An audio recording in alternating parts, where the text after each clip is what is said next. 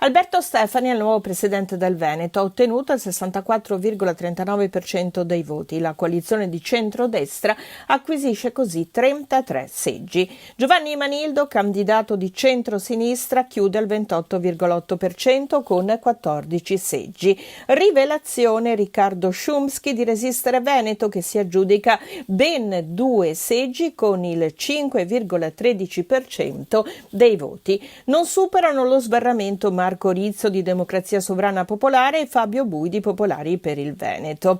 La Lega ritorna primo partito in Veneto con record storico alle regionali con il 36,28% e 19 seggi. Fratelli d'Italia si ferma al 18,69% con 9 seggi. Stesso numero di seggi per il Partito Democratico, che sale al 16,6% con 9 seggi. Forza Italia chiude al 6,3% con 3 seggi, un seggio per Liga Veneta con 1,83% dei voti, un seggio anche per l'UDC, 1,68% delle preferenze. Nessun consigliere per Noi Moderati, che si ferma all'1,12%. Nella coalizione di centro-sinistra VS con il 4,64% ha 2 seggi, un solo seggio per il Movimento 5 Stelle con il 2,20%. Uniti per Manildo 2,13% con un seggio anche per le civiche venete. Volte, Pace, Salute e Lavoro non raggiungono i voti per un seggio.